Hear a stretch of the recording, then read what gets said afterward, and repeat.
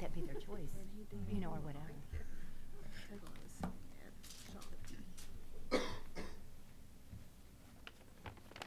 I see that happen. It's kind of Well, when everybody is past knowing that, hey, you know, all of us are very aware of the situation and what happened. And then I think they don't want to know. They don't want to know if I we do. It's a Got something to good. say. okay. Reading this, I was reading this Wednesday night. Wednesday night. Yeah. Tuesday night. I may start out because I've got some One's over in little Astor, lighter, I guess, hotel room there. things. I got about somewhere down here. I get a copy of that letter late yesterday. Get up this morning.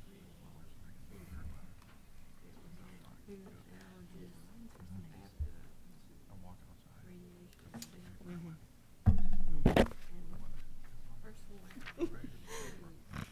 I get to work. Comes from the staff. Are you ready? They said, Rob, Yeah. we kept saying, please don't say Rob. Please don't say Rob. I said, no, it wasn't me. I didn't know about it. Somebody told me that he heard about it. I said, well, no way. Then he couldn't remember that. So, No, we're not yeah, here. that was nice. It's kind of comical. But then, do you ever read? I do for just entertainment. You ever read the comments in the Knox News? I was out all day and I got back. Comments or something? Oh, it's hilarious. It was I went, some of them oh, were wow. hilarious. Gotten in this habit. meeting. You know, he just puts crazy things out there for Well, publicity. all this technology, you can Gotten in get this all this habit data of out having a there. nap about I 30 mean, the old days when you had to deal with a pad. There's a TV station here today. Because of that. Do they interview? Rest today. Couldn't play very much. This stands. Meetings and teleconferences. Carlene's out of town, so I'm gonna take her to camp. She's going to Louisiana. No, they were making fun of. That's my understanding. There was one call. What did you read Back through it. It's a surprise. It's a surprise. Some of those were Surprise, terrible. surprise. She's done that once before. I can't imagine what the ones Last that summer. Oh, I know. I want to call the April the 18th, 2013 meeting of the Farragut Municipal Planning Commission to order. We're going to start out with a citizens forum. Do we have anyone who has a comment or a question that's not on the agenda? Now's the time you can come to the podium and make that comment or ask that question. Anyone on the Planning Commission? I would like to remind all the planning commissioners about the training session that I emailed you all last month, that the Tennessee Department of Environment and Conservation and the East Tennessee Development District is sponsoring a training session entitled Using Soils and Geology to Secure a Successful Future. There is one in Jefferson City, and then the other one that's closer to us is actually going to be located in Oak Ridge on Emory Valley Road at the TDEC office. And the one on Emory Valley Road will be on Tuesday, April 30th at 6:30 p.m. And so if anybody that's interested in attending, just remember. Thank you. I have a couple of comments I'd like to make. I'd like to recognize the town fire marshal, Dan Johnson. Dan was recently named Code Official of the Year by the East Tennessee Builders Officials Association. That's the professional organization that he belongs to. Dan works to ensure the safety of our buildings in the town of Farragut, and it's good to see that other people are recognizing what we already know. So congratulations to Dan on that. And if you haven't been by Campbell Station Park in the last week or so, go by. It's been named a camera site for the Dogwood Arts Festival. And the park is absolutely beautiful right now, but it's absolutely beautiful year-round. Thanks to Bud McKelvey and the town maintenance department for all they do to the park with the park. They've planted bulbs, they've planted flowers and trees, and everything's really going in full bloom right now. So it's really pretty to go by and see it. They work real hard year-round on the maintenance of the park, and it's a passive park, meaning that it doesn't have ball fields or playground equipment, but it has walking trails and park benches as well as the splendor of Mother Nature there. And it's just a great place to go and relax and enjoy nature in Farragut. So be sure and check it out any time of the year, but especially right now, it's just really beautiful over there. Mayor, you have some comments? Yes. I'd prefer not to be doing this tonight, but I feel like I need to assure everybody in the town that we are not, in spite of what you read in the newspaper or hear on TV or whatever, we are not considering an ordinance to require people to have guns in their house, every house. And this was a suggestion of a citizen. I don't agree with him in any shape, form, or whatever. We're not doing this as long as I have a vote. But, you know, I've spent the day with reporters, emails and all that. I don't want to get out of control. We are not considering such a thing. And if somebody brings it to the board, we'll talk about it. We're obligated to do that. Doesn't mean we're going to pass it. Enough about that. Any other questions or comments? I'll just echo the mayor's comments, you know, since I sit on the board of mayor and aldermen as well, so I can tell you there's at least 2 no votes. So I agree with exactly what he said.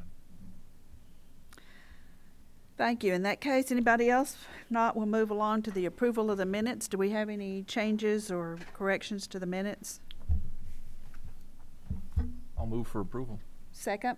I'll second it. All those in favor? Aye. Opposed? Item number 3 on the agenda tonight is discussion and public hearing on a final plat for Clarity Point Court, parcel 37.04, tax map 153, located on the west side of Concord Road, approximately 1,200 feet north of North Shore Drive, Zone C1, 12.31 acres. Tom Schiffler, Jr., applicant.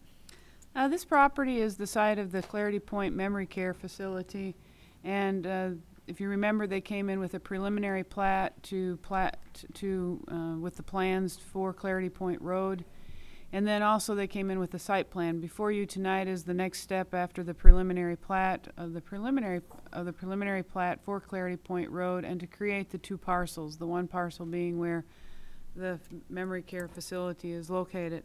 Staff is recommending approval of this final plat, subject to items 1, 2, and 4. We actually had an inspection today, and they have completed all their site items, and so we are recommending approval of the plat and obtaining all appropriate signatures too. It's been a while since we've had a final plat, so I forgot that one. Anyone with the applicant here? Do you have any questions or comments? Or okay, thank you. Anybody have any questions or comments? Well, if you haven't seen it, it is beautiful. It is. I concur with the mayor on that one. I've been there. Yep. I'll move for approval with the subject twos. Second. All those in favor? Aye. Opposed? Discussion and public hearing on a site plan for the swimming pool at the cottages at Price Farms Recreation Area, 744 Price Farms Boulevard, zoned R-1 and OSMR, .89 acres. Michael Vernis, applicant.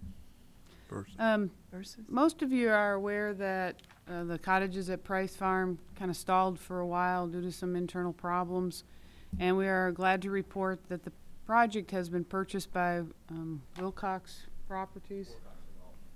Development, and they are getting everything started again. And as we all suspected at the staff level, based on the number of inquiries we had this entire time, that they are, now that they're back at it, they are selling. And so, but they are wanting to make some changes to their site plan with their swimming pool area behind the building. The clubhouse building has been mostly completed.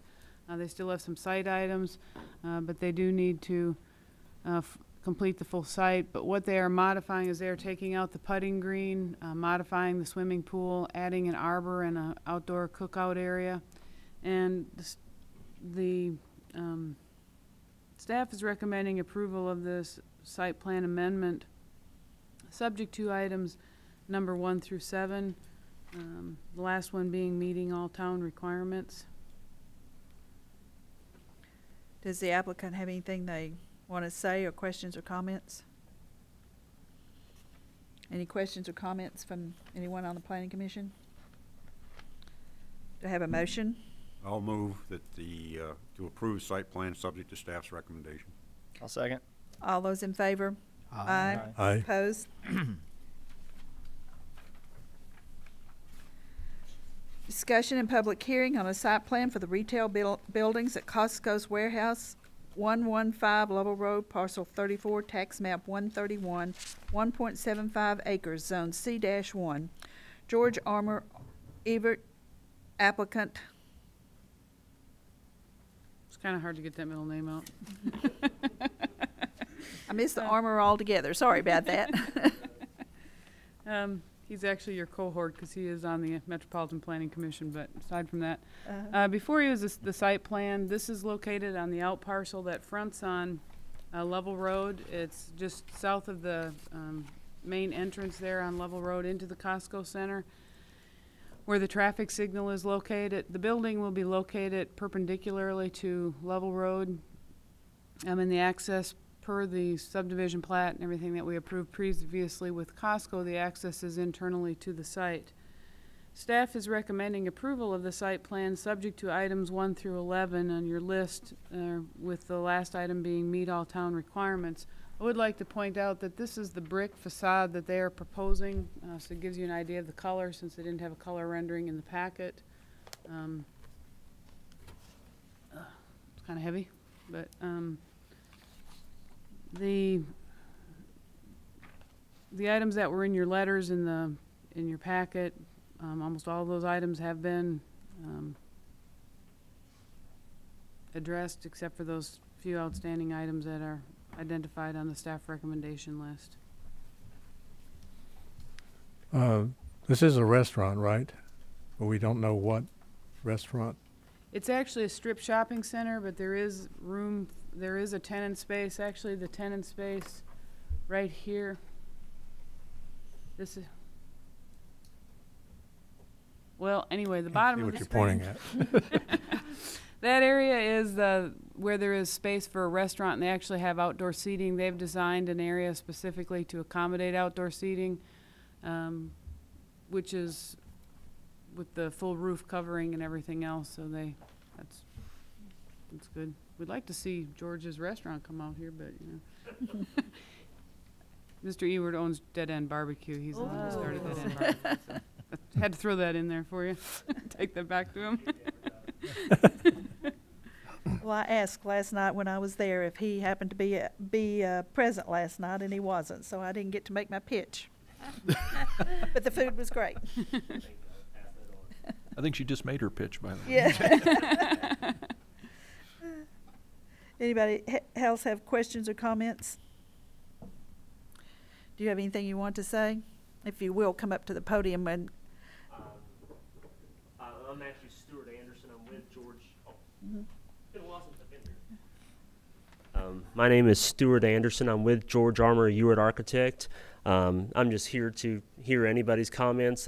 We're always love to hear feedback from the public as well as the officials in this town. And other than that, we're just ready to get started. And you're okay with the items remaining? Oh yes, everything's perfectly reasonable, and I think some of the items on the letter that we got today, I believe, have actually already been addressed with, I think, with Dan Johnson and Daryl Smith. So we're good. Okay, great.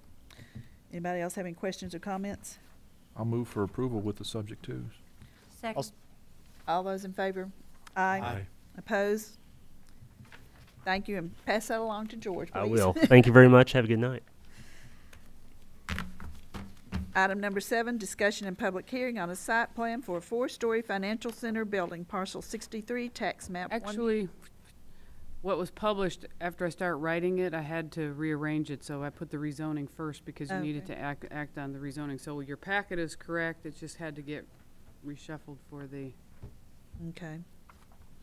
Discussion and public hearing on a request to rezone a portion of parcel 14, tax map 151 EA 109 Way Station Trail, Old Stage Hill subdivision from R-1 to B-1. Stephen Prince, applicant.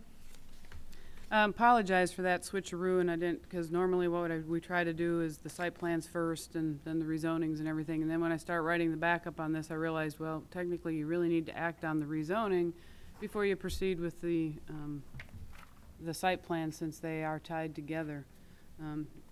In your packet is a copy of Resolution PC 13-04, which recommends approval of Ordinance 1316 and the rezoning to the Board of Mayor and Aldermen. Just as a clarification and just an announcement that, and I announced this at the last time, that I am a resident of the subdivision, and so I am a member of the Homeowners Association, but I don't live anywhere near this, but I do want to make that clear. And then staff is not making a recommendation on this rezoning, because this is really a philosophical issue that is before you this evening. This approval of this rezoning is a precedent-setting action from the standpoint of the primary question before the Planning Commission is whether you feel it is appropriate to rezone a portion of a single-family parcel at the entrance to a neighborhood so that the commercial building can be constructed closer to the residential neighborhood. Keep in mind that this is not just a BD4 issue, but this is also a C1 and a C2 issue. That no buffer strip is required on the commercially zoned land next to the residential land as a result of rezoning a portion of the residential piece. And that the commercially zoned property can be developed more intensely than the zoning district would otherwise allowed.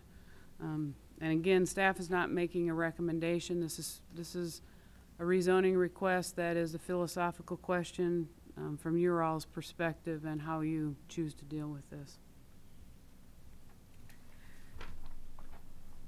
Anyone with the applicant here? Let us know who you are and. Steve Prince, 109 Way Station Trail. The Myers brothers approached me and discussed this with me, and I thought it was a great idea. It created a buffer zone to protect that creek that runs through the property, and then it gave them a few extra feet to build their building without encroaching on the property or anything like that. And I think building that building's a great thing for the town of Farragut, and thought it made a lot of sense. So applied for that and hope you'll approve it. Anyone have any questions or comments? Well, I have a comment. I agree about the building. It's a great thing, but I am concerned, I guess, because I used to be in a little neighborhood, that I do have issue with what you were saying.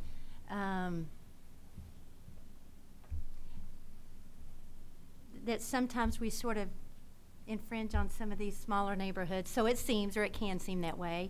And I was not here when First Baptist Concord and all that happened. I mean, I lived in the town, but that's the only worry I have, that it sort of gives the appearance that, you know, some of these groups can come in and maybe sort of take away from our neighborhoods.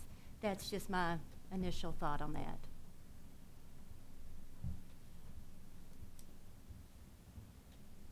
Ruth, Ruth, how does this compare with the Baptist church situation that we had several years ago? It's similar. It is similar in some ways, but that was a church versus a commercial venture. It's an issue as to whether you are taking away the protection that you had written into a zoning district. And as I said, this is not just a BD4 issue. This would also affect the C1 district and the C2 district.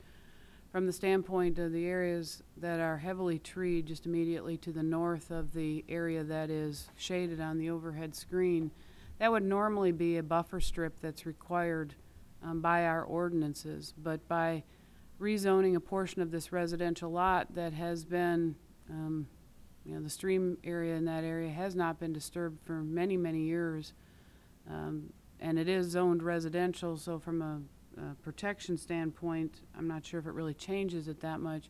But as a result of rezoning this buffer, you do take out the buffer strip that would be required immediately to the north.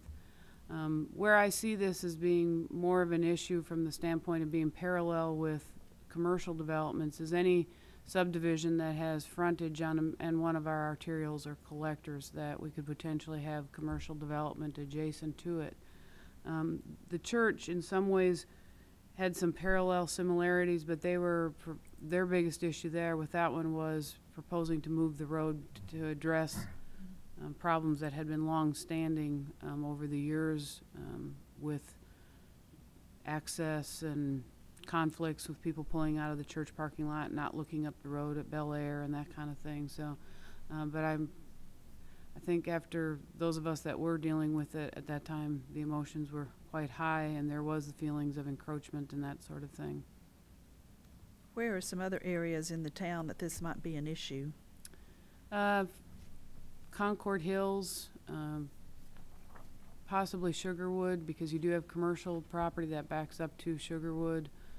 Also, Linda Heights, if you remember, we went through that process actually with Linda Heights and a few years back. Also with Farragut Crossing, Powell Acres, Village Green. And those are the ones that are, you could get it on Watt Road with Orchid Grove and Sedgefield and things like that. I'm not including anything that's on Old Stage Road, because on Old Stage Road it actually would affect quite a few neighborhoods, because you have Wentworth and the townhomes at Wentworth and Fort West and Rockwell Farm and the Reserve of Farragut and Summer Oaks, and the list kind of goes on with that. But I really don't anticipate commercial development on Old Stage Road, so I kind of leave that out. So I primarily just went with our current arterial roads, and that could potentially affect them. Ruth, repeat what you said about taking out the buffer north. A buffer strip is required on commercially zoned property. A 35-foot buffer strip is required whenever commercial land is located adjacent to residential land. But if it is located adjacent to property that is zoned buffer, there is no buffer strip requirement. So it eliminates the requirement on the commercially zoned property.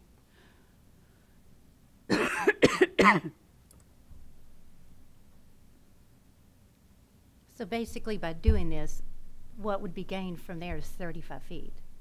Is that what you mean from the, if From the just on the development of the property, yes, 35 feet. From the building standpoint, it's that the building can be closer. Right now, the building with the drive-through, primarily it's just the drive-through, the building itself, but the drive-through is technically a part of the building, is 82 feet from what is currently zoned residential.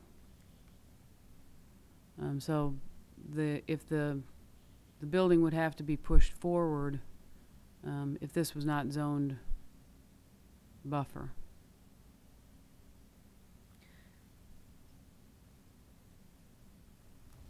Ed? Well, yeah, I understand, you know, the philosophy on some of these things, but in this instance, zoning that chunk of property as buffer, I mean, the topography of that site, you know, cries out for it to be a buffer zone anyway. I mean, you can't use it for anything else.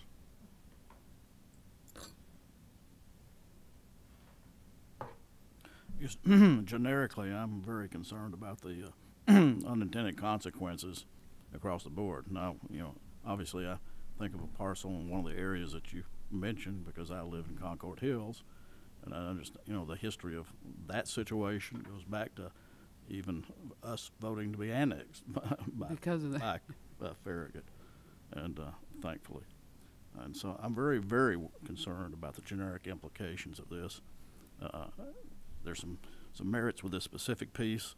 I'm also concerned when I look at the next item on our agenda associated with this and see that there's been what I consider a pretty radical change to flip the building and the parking. And we had all this idea of green space in the front of the building when we went to the higher story building. So I'm really concerned that what we're doing here is rushing headlong into things that we're going to have unintended consequences. Madam Chairman, if I could make a disclosure. And if you would, I was going to do it then and then change hats, if that's all right. What I'd like to do is, as a planning commissioner, I'd like to make a disclosure that Mr. Prince's rezoning does affect the project that we're involved in. Even though we don't own the project, we're helping the folks that do own the project develop the site.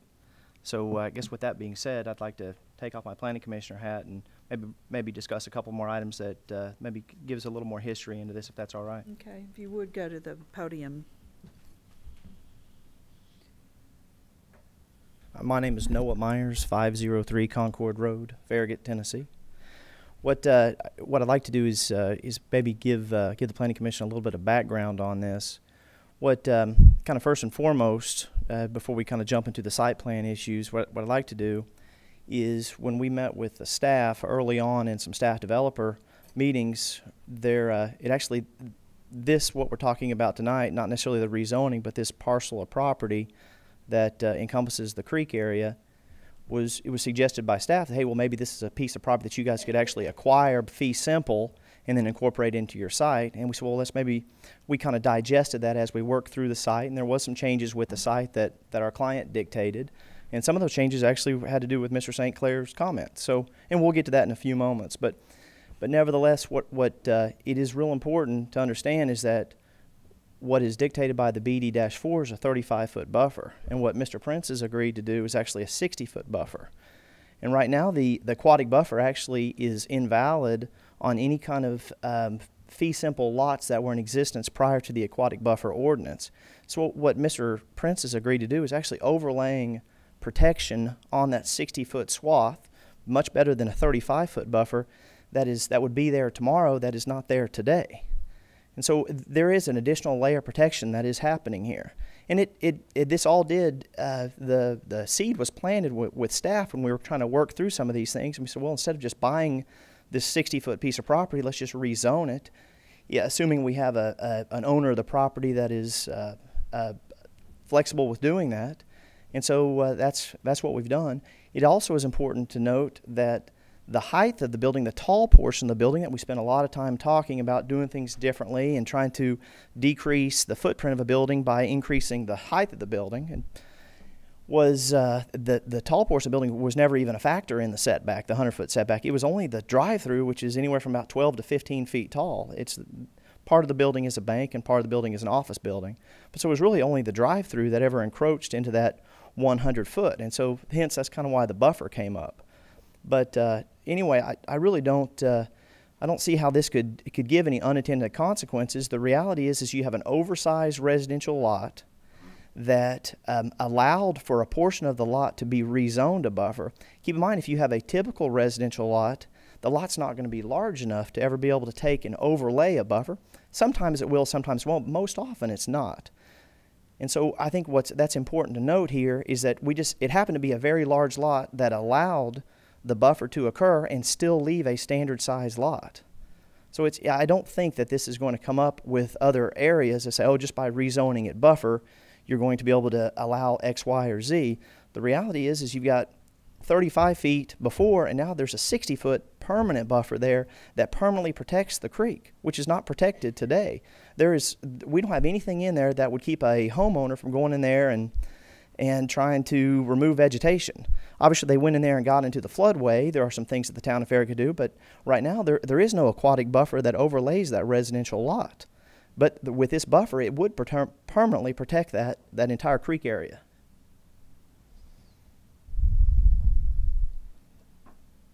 Anyone have any questions or comments? You know, the comments that have been raised, first of all, they're all valid, and these are the things that we always have to look at, as was stated, unintended consequences. You know, sometimes we can make a decision in one part of our community that unintentionally affects another part.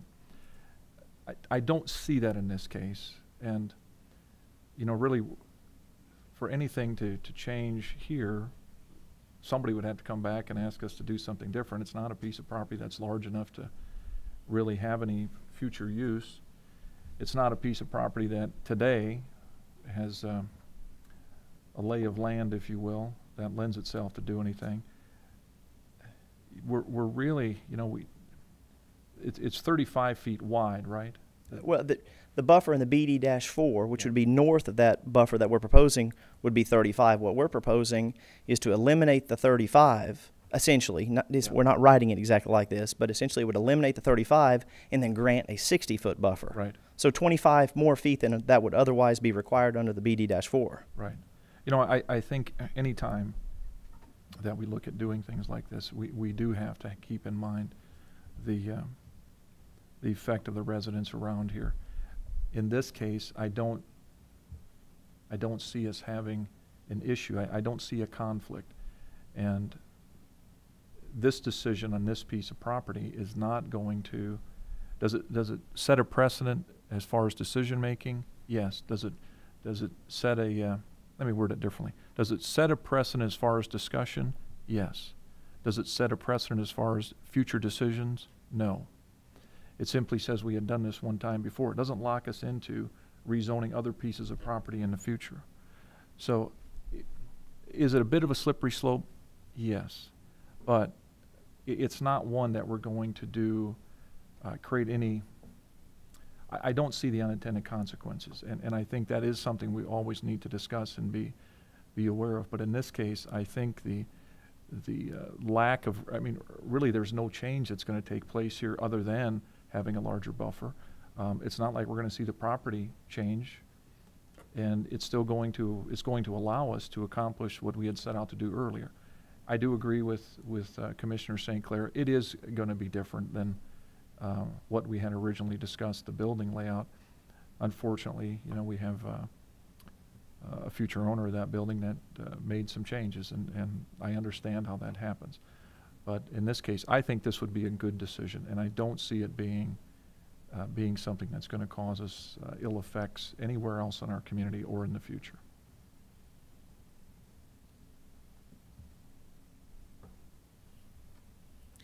So Ruth, any other location, if somebody would have to come before the Planning Commission, is that correct, to get that rezoning?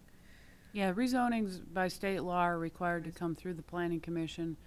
Obviously, it's a recommendation, you don't have the final say, and then that recommendation goes to the Board of Mayor and Aldermen in all cases. So how would this impact a future owner, you know, if this were to change hands, or, I mean, Well, in essence, the area that you see on the north side of the hashed area, all those trees will be eliminated as part of the project, as part of the site plan. Without this rezoning, a good bit of those trees would be saved, because that would be the required buffer strip. And in reality, NOAA is very accurate with regards to the aquatic buffer, that any lot that was platted under our current aquatic buffer ordinance, now keep in mind that's going to be changing because we're having to comply with newer requirements, and we're actually working on the ordinance in-house here. But as with regards to the usability from a residential standpoint, there's not really a lot of purpose why the residents would be clearing out in the creek, because it'd be an expense, and so what it does is just reduce the amount of buffer for that residence and the neighborhood, because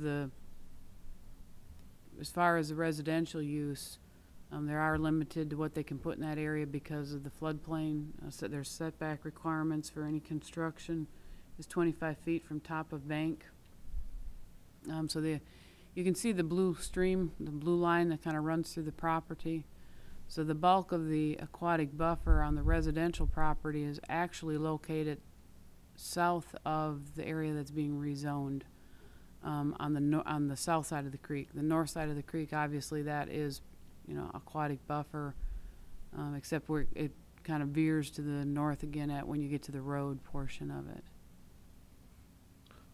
Noah, let me ask this question.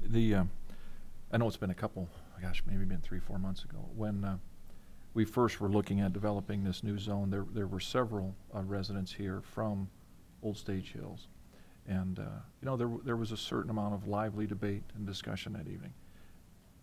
I don't think there's anybody other than Mr. Prince here tonight. I'm going to make an assumption, and you have to correct me if I'm wrong, that they are okay with this change. Or do we have any feedback either way that are they full? I know that Mr. Prince And on some different occasions, as well as my brother has met with quite a few of the homeowners at the last workshop. There were some homeowners that definitely had some questions, and he actually at that time shared some of the information, including the site plan. That's virtually the same site plan that's going to be before you tonight. And when we jump into that, we can get into some more detail of kind of why some of those changes, because wasn't anybody that fought as hard as I did to push that building up against Kingston Pike, because I was trying to really do something different. But and we'll jump into that information here in a few moments. But nevertheless, there was a lot of discussion with that, and everybody appeared to be satisfied with this zoning as well as the building placement. I think that their biggest concerns really had to do with access to Way Station Trail, and also they were real pleased to get to the building further, really to the west towards Renaissance more than anything else, and they just didn't want it up against the road near the Weigels. Okay, thank you. I was going to ask if there's anybody here in the audience that's from Old Stage Hills, and if there's not, I'm prepared to make a motion. I'll move for approval with the subject twos. There's no subject twos. It's just. Oh, I thought I saw some. It's just the resolution PC 13. Oh, I'm sorry. Oh, I'm sorry. The subject twos. I was looking. Yeah. I'm so There used will to be seeing some them. on the next I one. apologize. Strike the subject two part. I'm so used to seeing the numbers it threw me off. I'll move for approval. I'll say. You got a second? Okay. all those in favor say aye. Aye. Opposed? Nay. Madam Chairman, for the record, I abstained. Thank you. So we'll move on to item number 7, discussion and public hearing on a site plan for 4-story financial center building, parcel 63, tax map 151, located on the southwest corner of Kingston Pike and Way Station Trail in the Renaissance development. 2.547 acres, zone BD-4, Myers Brothers Holding, Nick Myers applicant. In your packet is a site plan, copy of a site plan of where the building is being located. If you'll notice, and I can't highlight it, but through the building there's some dashed lines. That's actually the existing sewer line, and that will be relocated as part of this project. The site, they are going with 100% permeable pavers, which we're very excited to see. And the installer actually has a tenant space in Renaissance, so they'll be watchdogging over it as it's being installed. So, but this is our first large-scale development with the permeable paver, so at the staff level, we're pretty excited about that. The building faces Kingston Pike. They will be addressing the 60% requirement for screening the parking lot from the roadway as part of the landscape plan. Most of you are familiar with this property, it's fairly flat, so it isn't like there's going to be any berms or anything up there, but they are addressing it with the landscaping. There is an access to the west on the Renaissance shared access easement, and then also to Way Station Trail. If you recall, I think one of you mentioned that at the time of when we were talking about the rezoning, there was questions from the neighborhood about the access to Way Station Trail. At that time, at the staff level, we strongly support the access to Way Station Trail for a variety of reasons, one of which will be when the property on the north side of Kingston Pike develops, there's a very real possibility that a traffic signal would be warranted, and we would prefer to this property to have access to a traffic signal. It may be needed at some point in time. I don't think it's needed today, but at some point in time it would. At your places, there is a staff recommendation, and staff is recommending approval of the site plan subject to the following items 1 through 29. I know that your letter is a lot longer than this, but we compared because there's duplication, so that's where the 1 through 29 is, and I know you've gotten to look at it, Noah, from this, so there's nothing new from the letter. It's just that when staff reviewed it, there was duplication of comments. One of the things that this is kind of unusual in that they are requesting 2 variances that are going before the Board of Zoning Appeals next week. Legally, Board of Zoning Appeals actions have a 60-day appeal time, and and then this is also actually going before the Board of Mayor and Aldermen, so there's kind of a time frame, but we aren't they can't get a building permit till this stuff is taken care of, which isn't an issue, and they'll be getting a grading permit as soon as they meet all the subject twos. So this is kind of a two-tiered process that we normally don't run into in town because the property's already zoned, or there isn't an issue, but the property does need to be finalized before we can issue a building permit from the standpoint of the setbacks and that kind of thing with the rezoning. So just wanted to point that out to you because that will be staged a little bit differently than what we have sometimes dealt with in the past. But I think that kind of. I guess I'm curious about what are the circumstances that required that the building may be moved back as opposed to what was originally. If the board of mayor and aldermen does not approve the rezoning, for example, and then the parking lot and the building would have to be set farther back, but there's no reason why they can't get started on the grading because it won't affect the rest of the property. It'll just be that small area there that will be affected. So until the rezoning is finalized, we can't issue them a building permit because it would be a violation of the town's regulations. So once the rezoning is finalized, the variance request that they are requesting is for the sidewalk south from their entrance on Way Station Trail going up the hill on Way Station Trail.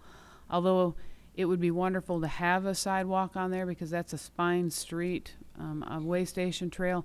That is the incorrect side of the road that it would topographically be best to be located on just because of the existing things that are there on the west side of the road that would be obstacles to sidewalk construction. It would be best for a sidewalk to be constructed on the east side of Way Station Trail. And staff is recommending approval of that because of not only is the crossing over the creek not wide enough to accommodate it, but more importantly, once you get to the south of it, there's too many obstacles going up the hill on the residential properties. The second variance is that there is a retaining wall that they will be constructing along the south side of the driveway that goes to Way Station Trail, and they are doing that. This actually has been updated in that they have agreed not to do any grading south of the where the retaining wall is going to be located to provide further protection for the aquatic buffer in the stream. And that is going before the Board of Zoning Appeals. So none of those actions hold up with the grading and, with the Board of Zoning Appeals actually hold up them getting started on this and everything like that. But the rezoning does have to be finalized before they can get a building permit. But there is no reason that they can't get a grading permit. Mr. Mayor, I'll be happy to answer your question. I think I understood your question, unless Ruth answered it. Well, I was just. I think you were looking more for that maybe. Was a nice answer, but it's not the question I asked. Well, that's kind of wanted to spend a little bit of time tonight. I can assure you there was nobody more frustrated than yours truly that I didn't get to push the building up against Kingston Pike. Because you remember all the discussions we had late last summer and last fall to try to do something completely different. Nevertheless, after my client spent some time reading the Farragut Press and hearing some of the comments that were made, my client being in the public relations business, again, he's relocating the corporate headquarters for Southeast Bank and Trust from Cleveland, Tennessee to Farragut, Tennessee, and obviously part of his goal is to generate depositors. Part of the building is a bank, about 20% of the building's dedicated as a bank. So his goal is to keep as many Farragut citizens as happy as possible. And so one of the things that he came to me and he goes, well, it sounds like that I've stirred the hornet's nest with trying to push this building up at Kingston Pike. And I said, yes, because it's different. It's outside the box and it's going against the grain a little bit in East Tennessee. And he goes, well, I don't want to go against the grain. And so for a variety of reasons, matter of fact, he's spending a lot more money to move a major First Utility line, and First Utility actually wants to upgrade the line in the process, and my client's footing the bill for that. But nevertheless, he's going through quite a bit more expense. I still wouldn't have done it because I really feel like that the end result would have been, people would have looked at it and go, yes, it's different. It's closer to Kingston Pike than Farragut's allowed, at least post-1980. And so it is, but But nevertheless, he said, well, why should I make any waves if I don't have to? And part of that came out of the discussion here. And there were some real legitimate concerns. Mr. St. Clair had some concerns about the canyon effect and, folks driving off of Kingston Pike, getting into a wreck and running into the building, and trees and sidewalks and all these things that were brought up. And we all discussed that and digested that. But unfortunately, my client wasn't here. He didn't spend the time here, and we talked about, well, yes, though that's true, all those discussion items. All he heard was the negative things, and really it's the negative things that get published in the newspaper. And he goes, well, why should I go against the grain? He goes, let's just push it back. And so I really, really strongly push. He goes, well, Noah, it's not your money, it's my money. And so at the end of the day, I said, you're eligible. I said, we still have some setback requirements, some things, and a lot of screening. Matter of fact, we're going to do some really neat things with the screening that is going to take basically the entire eastern 2/3 of the property and wrap around Way Station. And part of this is to address some of the concerns that the Old Stage Hills homeowners had about de-emphasizing the entrance on Way Station. They really didn't want that entrance used. Staff wanted the entrance used, especially in the event that the stoplight's put there. Dan Johnson, the fire marshal, wanted the entrance used. That way fire trucks can get in. If they have a one-way in and one-way out, it creates some fire issues, especially on a 4-story building. You got to be able to get a ladder truck in there in the event of a fire.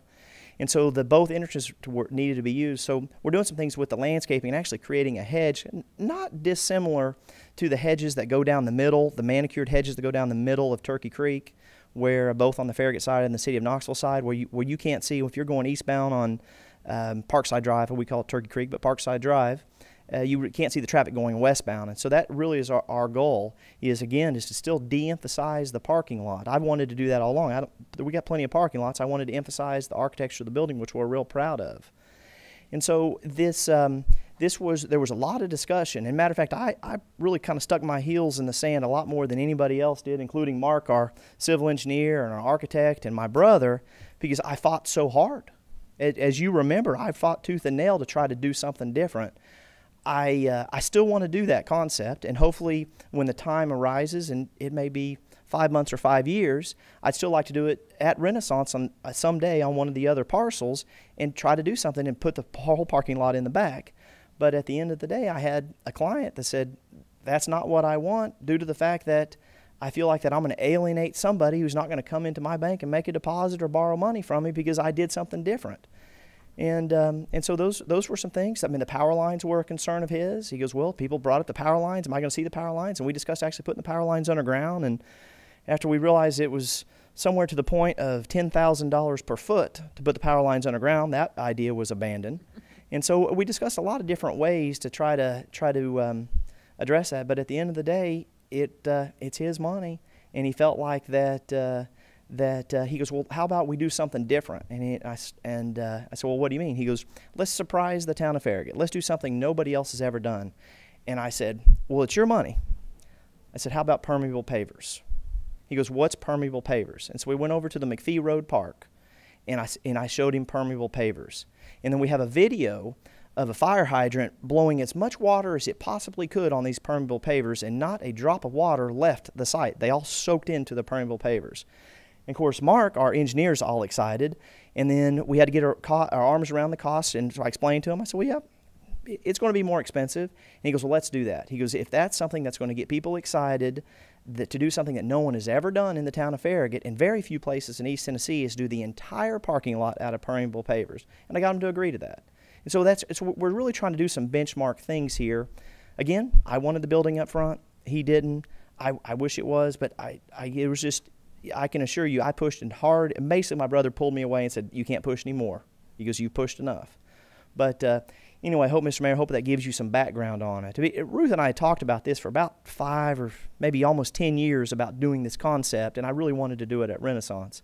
And I'm still going to do it, and we're still doing the screening and a lot of landscaping and doing some really cool things with hiding all the HVAC that really hasn't been done in the town of Farragut, and some really exciting things with the low-impact development practices. And so I truly hope you support this project. I do think you'll be proud of it. There were some comments people didn't understand maybe about why the arched windows on the building and some things like that. We did address that. My client, it was very important from him. He really wanted to have an historical financial center building, and some of the buildings that he had traveled to in different big cities had these arched windows on the top floor. And so that was something that was very important to him. And so, I really think we're creating a design standard here in the town of Farragut that hopefully the Board of Mayor and Alderman could kind of emulate and try to create some architectural standards in the future and try to incorporate more brick, things that are going to be timeless, that we'll look back in 100 years from now and go, wow, that building looked great in 2013, and it looks great now. And so I think the town of Farragut and the citizens will be very, very proud of this building once it's complete. I kind of wish that you had said there's something in the ground, we can't build a building on top of it, and let it go. It's actually the inverse. It's actually the inverse. That was one of the things I said. Well, I said, why do you want to build on top of this sewer line? I said, it's going to be another $100,000 to move the sewer line. And he goes, but everybody else doesn't know that. The town, the citizens don't know that they just know that I want to do something different. And he had a difficult time trying to go against the grain. He goes, well, let's just surprise him and with some other things. And I think the architecture and the permeable pavers are going to surprise people. So. I'm satisfied. Don't worry. I appreciate that. I will do it again. I promise. If this body feels so fit for a future parcel at Renaissance to do what we talked about and taking the building and pushing up against Kingston Pike, and we can discuss the merits of that at a later date, hopefully. Well, it's done all over the country now. It is done. It's just unusual in East Tennessee. Yeah.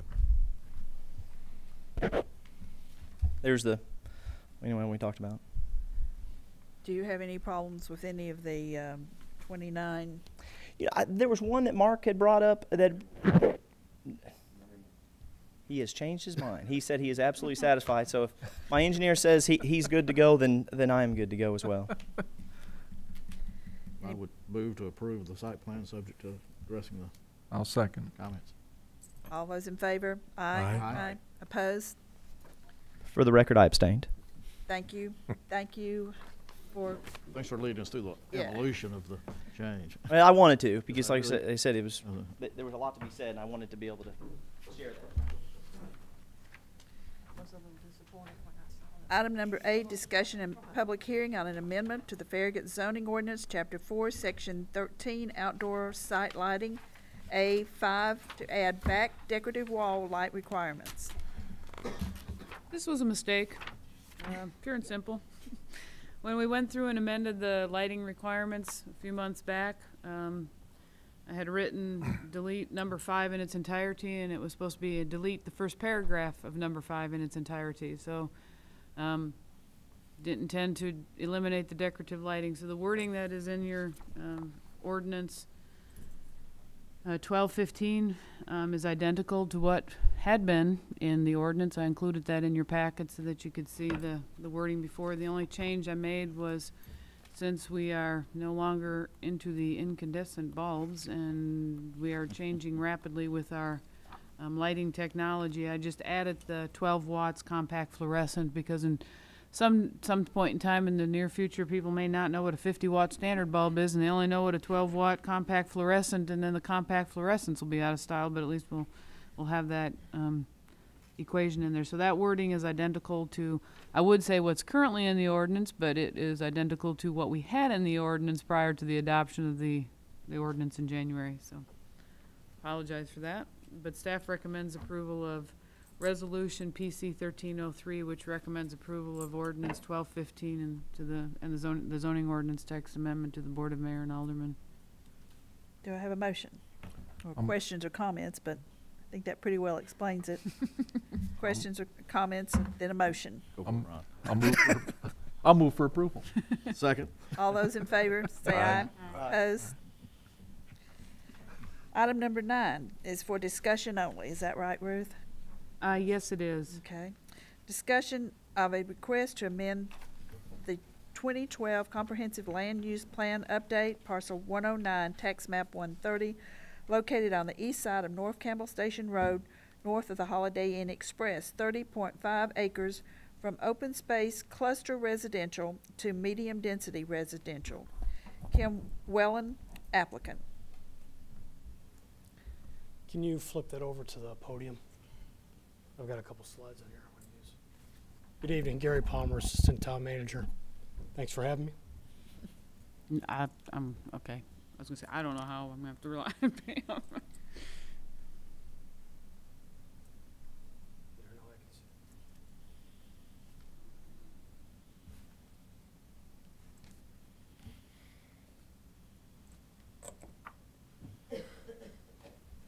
Good evening. For tonight's discussion, this is just going to center on the future land use map. And it's Mr. and Mrs. Wellens, Kay and David Wellens. They are the owners of 820 Campbell Station Road, which is 31.7 acres, currently zoned R2, which is general single-family residential. Their existing land use is single-family residential, agriculture. They have a house in a very large piece of farm property. As you all know, because we just finished this process, that area was designated as open space cluster residential. Probably, and I'll set this up, and then I'll turn it over to the Wellens to talk about what they're looking for, and then open it up for discussion. But basically, probably a couple weeks after we approved the land use plan, I met with Mr. and Mrs. Wellens and their representative just to discuss the future of their property. They had some ideas about what they wanted to do. Ms. Wellens, as you may know, is a principal here in the town of Farragut, and I think they're looking at the future of their property and want to try to market it and open up the market a little bit on their property and expose it to, I guess, you know, a little more retail, a little something a little more intense for that area, something that may attract some alternatives for that property. They in the discussions we talked about the land use process, the planning process, how we came up with the categories for the future land use map, what they meant, and all the ins and outs that go along with doing the comprehensive land use plan. So in talking about that, we took a look at some of the elements that would affect what they wanted to do, talked about exactly what they were looking for, and I'll run through these real quick, and then I'll answer any questions you may have about the process. But in so much as I am an advocate for this process, I'm also advocating for the Wellens as residents of the town of Farragut, not so much for the project itself, but I want to assist them with this process. So I don't want you to be confused. I'm not up here pounding my fist on the table saying this is what we need to do. I just want to make sure that we're all kind of clear on the process because it is new to everybody right now. So you may remember the PowerPoint presentation, and this may or may not be in the appendices of the plan, but Jeff Winston went over kind of the flow chart of this process when we get a rezoning request. Basically now we have a two-step process. Anytime someone wants to do a rezoning, they'll need to consult the land use plan and follow this chart here and figure out whether or not they're compatible. And you can follow that along, and you can see if when we get the application, it'll go consistent with the plan. If so, then you follow the next steps right there to approval. If not, you have a couple options here, and this is where the Planning Commission comes into play. The project either can be denied, or we go back and amend the plan. This was discussed with the Wellens. They want to do the rezoning, not really sure what they want to do, but they want to have a discussion with the Planning Commission, my recommendation, to try to get some ideas about what would work for this piece of property and what we need to take a look at to see if what they're proposing would even work. So we're at this point right now where we need to either let them know, hey, this looks good, it may be something we may be able to do. Let's consider doing a change to the land use plan, or just flat out it's not possible, not feasible, so we can't amend the plan, and then we can take a look at some alternatives with them after that. This is just a copy, a picture of the existing zoning, and you can see the area that's designated with the red outline as their property. They own a little piece of property. Use the cursor so you can see it. They own a little piece of property that's in Knox County right here. Is that a separate parcel? I believe it is, correct? Yes, sir. Separate parcel, it's in Knox County, so they'll have to deal with Knox County for that. But this property outlined in red is in the town of Farragut, and you can see it's zoned right now as R2. These are the permitted uses and structures within the R2 district, and it's basically what you think it is. It's single-family dwellings and handful of other things and accessory uses. This just shows the future land use designation. I don't know if it shows up real clear on your screen there, but you can see the area up top where they're at is designated as open space cluster residential. I'll use the cursor so you can, right in here. And this is just a screen capture of the comprehensive land use map, which shows really everything that we talked about and adopted in the land use process. You can see where we've got future trail designations. You can see the pixely areas are kind of the undefined overlapping areas of the land use plan that show the future land use categories. The darker brown looking, which is really supposed to be a red on the map, a darker red is regional commercial. And then you can see that really goes right from regional commercial into the open space cluster. And if you look at page 44, I don't know if you have your plans with you or not, but you can look at the environmental constraints map, and I've got a topographical map as well, and you can see why this was designated as open space cluster residential. There's a lot of topographical challenges there. There's a blue line stream that bisects the property. It's a very large piece of property, and these are some of the things that need to be considered when we're looking at land use changes and rezonings in general as the applications come in. I just added a couple things on here as I was sitting back there, just kind of to generate some discussion on what we need to look at, and this is not a complete list. So, you know, I just wanted to have on here, when you're evaluating a change to future land use, you know, you have to consider why it was designated that category in the first place in the planning process. I don't really remember us spending a whole lot of time on this area. The only thing I can conclude is that because of the environmental challenges with the property, it was just a natural designation for us to have. I think we spent a lot more time on other areas of the town, not that we just bypassed it, but it just was kind of a natural fit. It's existing, low intensity residential, and the designation was to keep it that way. And that's, you can actually look at the appendix of the comprehensive plan, and it has in there all the public meetings we went through. So you can kind of go back and see why we made certain decisions if you want to look at that. And the second bullet, consider environmental resources and constraints of the property, topography, the slope, sinkholes, any other environmental problems that may be identified out there. You want to look at the compatibility with surrounding uses, the density of the property compared to the surrounding uses, whether existing or the future land use map. You want to look at the intensity of the permitted uses.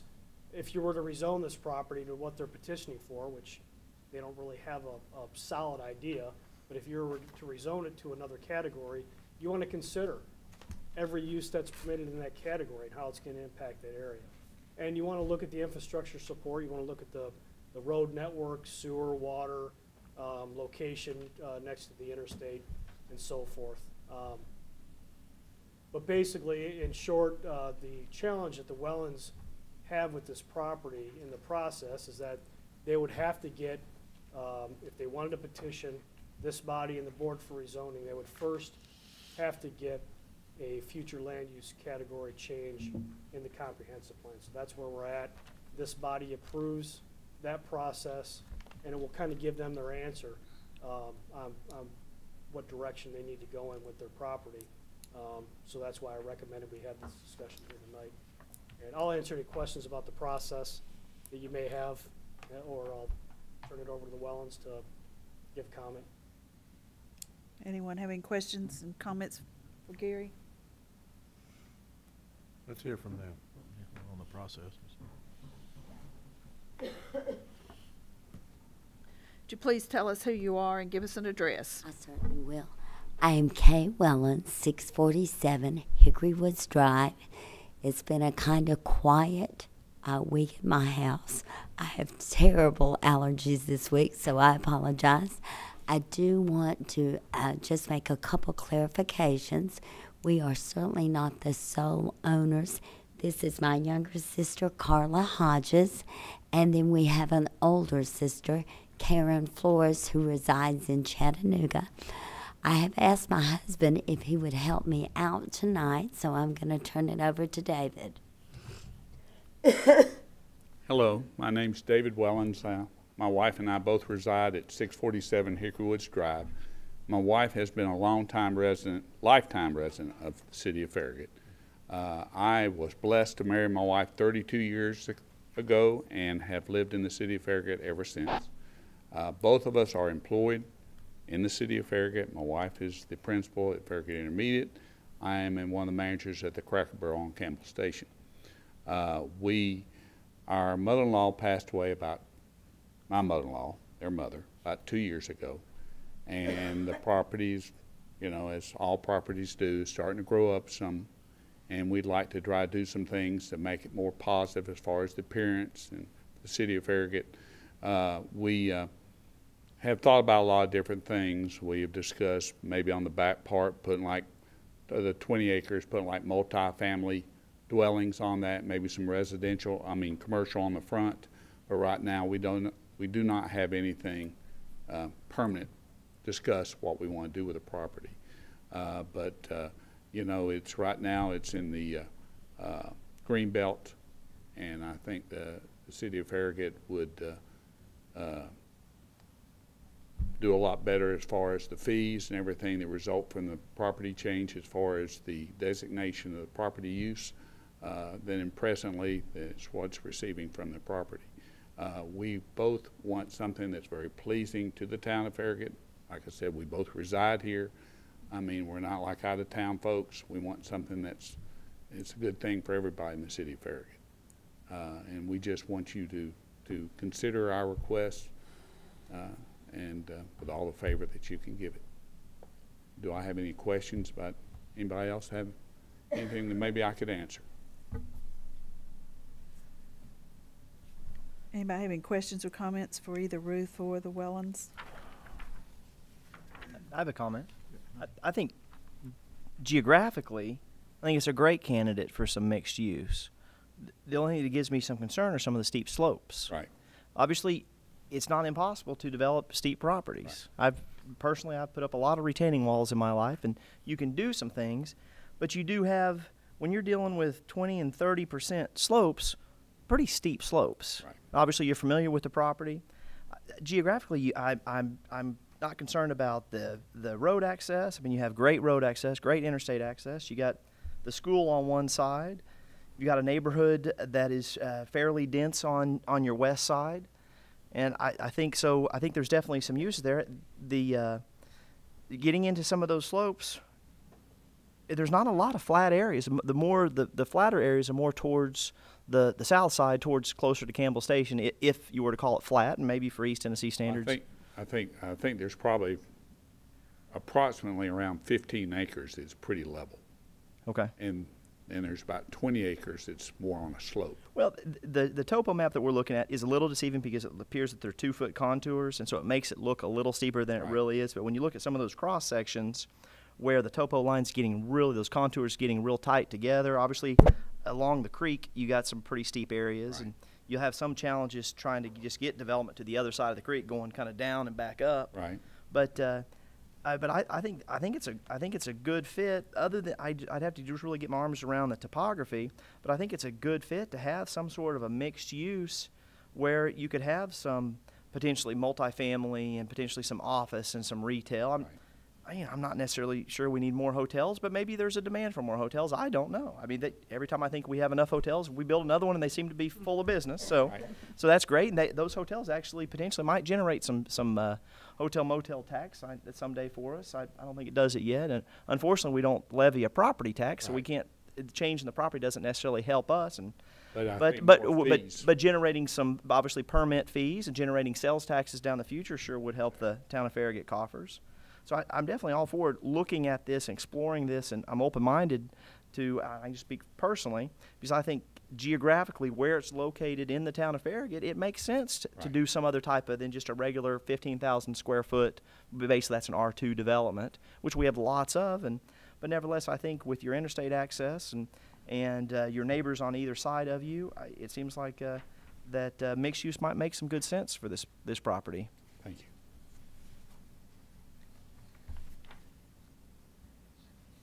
Anyone else have any questions? Just some process. We're back to the compelling driver is really to kind of signal our, I'll say, accommodation of a desired change, looking long range. Not that there's an immediate need to do something. So we're back to the land use plan itself, and it's kind of the intent rather than any action. So, is there a compelling need to change it now, but since we just issued it, or is it percolated enough? Is this your I had the this process is new, and this is the kind of first time we're into it. I'd kind of just like to explore that a little more generic. we didn't sit around very long before we had a change, and it was a conversation I had after I met with the Wellings. I called Jeff.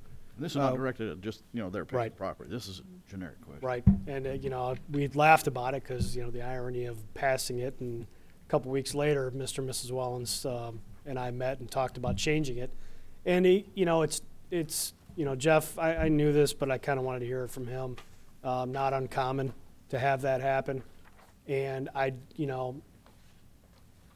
think instead of looking at it from us just passing it, let it steep for a little while. And this is my own personal professional opinion. I think looking at it from a practical standpoint, I agree with Commissioner Myers about this. I don't want to. It's a great location, really, in my mind, for just about any use that we have on our books. The limiting factor is going to be the property. I struggle with us killing it so early in the process, not even knowing what environmental factors they could overcome to meet what we have in our ordinance. I mean, we have some standards they would have to meet in our subdivision regulations, in our zoning ordinance, and with any site plan they come forward with that I would hope would catch anything that anything that would cause a problem with that property. To get back to your question, I don't think this is uncommon. I think this is a practical submission of the question, and I hesitate to make a recommendation this early, but I think some exploration probably needs to be done on this area in particular, because it is such a flexible area with any use. And in the conversation I had with Jeff, and we'd even talked about this before we adopted our land use plan, but we never really went anywhere with it. Can you have multiple categories in one area? Can you have this designated as open, the open space cluster, also maybe mixed use? Or can you have, in the land use, in the actual comprehensive plan, it talks about mixed use with a residential component. So, and also you don't have to recategorize the whole property. You can recategorize sections of the property. We can maybe look at, if it's something that the Wellens want to pursue, look at the environmental problems with the property, and maybe get creative in how we craft up the categories for the future land use plan. This is not a clear answer for me, other than it's in a great area. And then on the flip side, they come forward. Yeah, that's the very. And really, they came and asked me what I thought, and the decision rests with the Planning Commission. I gave them my personal opinion and professional opinion on that, and I want to help them through the process and try to help them do what they want to do with their property in the limits of our procedure and the ordinance. But I think looking at this is a reasonable request, and I need help. Gary, does the slope on the property work with our ordinances for that? It's hard to say. I mean, they've got a lot of due diligence work to do if they want to pursue any change on that property. If they want to put a shovel in the ground, they're going to have to do all their environmental clearances, make sure that they get all the standards are met. I don't know how far along. I mean, we could look at a topographical map, we could walk the property, but really until you do, you know, some of that exploratory stuff that needs to happen when you do a site plan, you really don't know what you have out there. And there may be differing opinions on when that kicks in the process. You may have somebody who says, well, you know, it's obviously a challenge. Maybe we just need to not even go down that path. You know, in my opinion, I think it's worth exploring a little bit with the caveat to the Wellens that, you know, this is a burden that they're going to have to overcome. The shape and the topographical issues with their property are going to be an issue when they go to develop it. And I think they understand that. I just didn't want us or them to go through the process, I guess, and it be something that's For nothing. right. Yeah. Mm-hmm. Mr. Wellen, how difficult is it to walk that property? It looks pretty heavily vegetated. Can you come back up to the microphone, please? We want all these people on TV, watching us on TV, to be able to see you. Right. Well, the back part that's sloping down the most is highly vegetated. My father-in-law at one time had cattle and everything down there. It was all clean and pristine at one time, but he's been dead for many years, and as all farm properties, after a while, you know, if you don't take care of them, I mean, 4 or 5 years, the place grows up, and this place has. I mean, part of it we keep bush hogged and cleaned off on the front, but on the slope on the back side, you know, it's going to be hard to walk part of that property.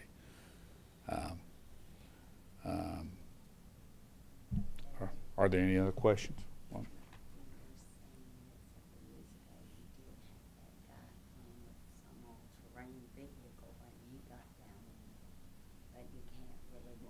I think there's some trails in there. Is kind of what maybe I'm hearing. What my wife was saying that several years ago, there's, I guess, a person was looking at the property and had an all-terrain vehicle, and he went down there and drove around down through there. Whether that's possible right now, I really can't say. Unfortunately, we're kind of going into the worst time of year. It's better. The winter is the best. Of course, with me and poison ivy do not get along.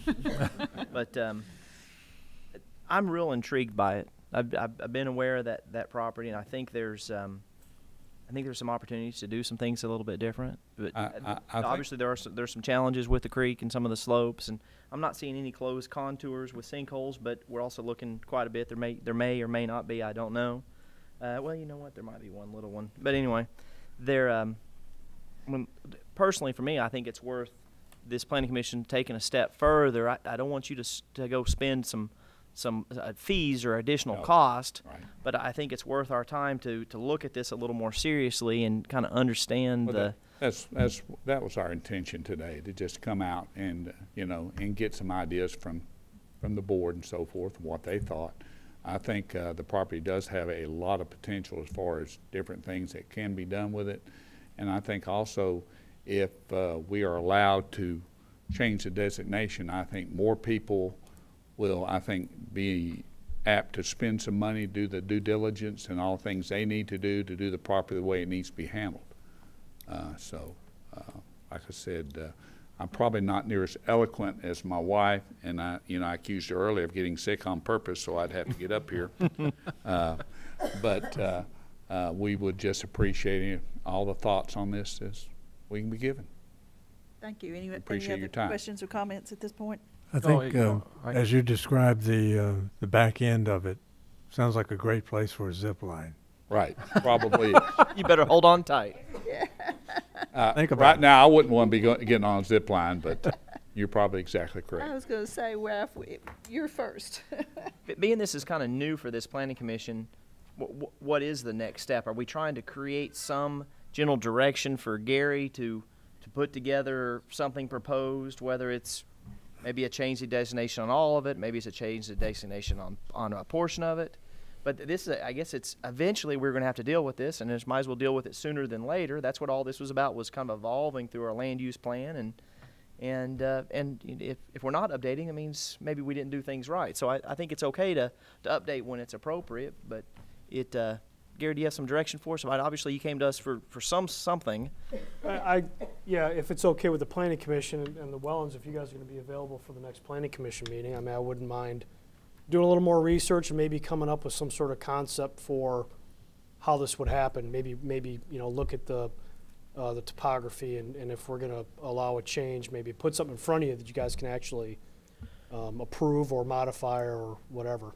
If it'd be all right with the Wellens, would maybe could you distribute maybe email addresses that the planning commissioners could share if we did want to visit the site? I hate to do it tonight and share their email address with everybody, but nevertheless, it might be something that, with their permission, until you really, sometimes you get on and you're able to touch and feel and walk a piece of property, you just don't appreciate the both sides of it, the pros and the cons, without actually seeing it. And I don't know if there's some of those existing trails that are still usable, or if you have the ability to tenderly, have some of those trails. Yeah, I mean, obviously we don't want you to go in there with a bulldozer or anything like that and start creating trails just so we can walk it. But if there is some way to get a better feel for it, I know it'd be helpful for me personally. I know there's quite a few other planning commissioners that actually do like to visit some of these sites from time to time and get a better feel for what's happening with boots on the ground. And don't shoot us if we're, up there. Well, personally, that's what I do. Is I would obviously ask, say, hey, I'm going to be there at a certain time. Would you maybe your tenant? You guys have a tenant in the house? Is that? Yes, we do. Okay, so just let your tenant know, things like that. If that's okay, I'll send the email. Okay. Any other questions or comments at this point? Thank you. Thank you, Gary.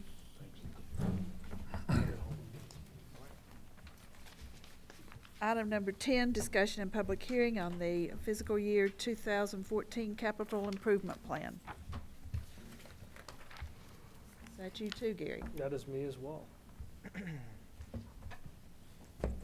Did you want, Madam Chairman, I know Ms. Pavlin's here, did you want to do public comment before I do this? Okay. If she wants to do that. Were you going to?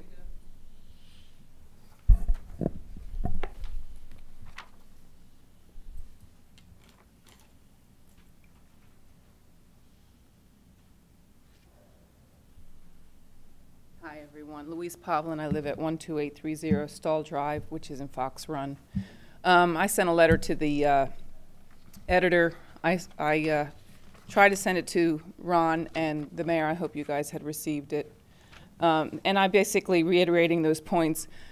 You have put into the fiscal year 14, you're going to put Union Road ahead of Everett Road, and I didn't agree with that priority.